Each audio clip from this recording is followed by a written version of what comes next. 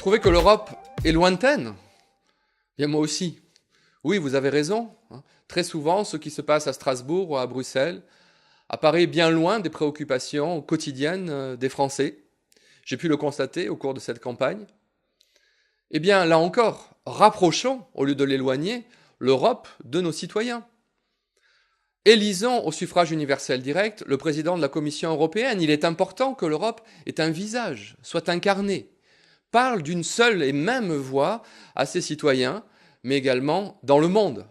Cela est plus que jamais indispensable à l'heure, effectivement, d'une instabilité politique dans les régions sud de la Méditerranée et, on l'a vu récemment, en Ukraine.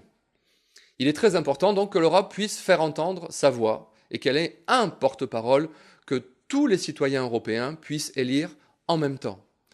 Il est également indispensable que nos institutions européennes, qui sont mal connues et compliquées à comprendre, puissent être davantage expliquées par un effort de pédagogie, de communication à tous nos citoyens, qui puisse avoir lieu dès le collège, de manière plus simplifiée que cela existe aujourd'hui.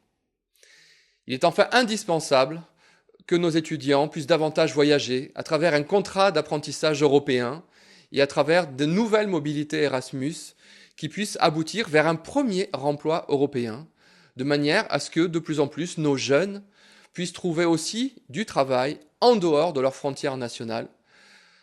De plus en plus de pays, par exemple en Europe centrale et orientale, connaissent une croissance forte et auraient besoin de pouvoir embaucher des jeunes Français dans différents secteurs, agriculture, industrie, je pense à des pays comme la Roumanie par exemple. Eh bien, dans ces pays-là, il est indispensable que nos jeunes puissent arriver à trouver facilement du travail et ils en ont les moyens. Je leur fais confiance.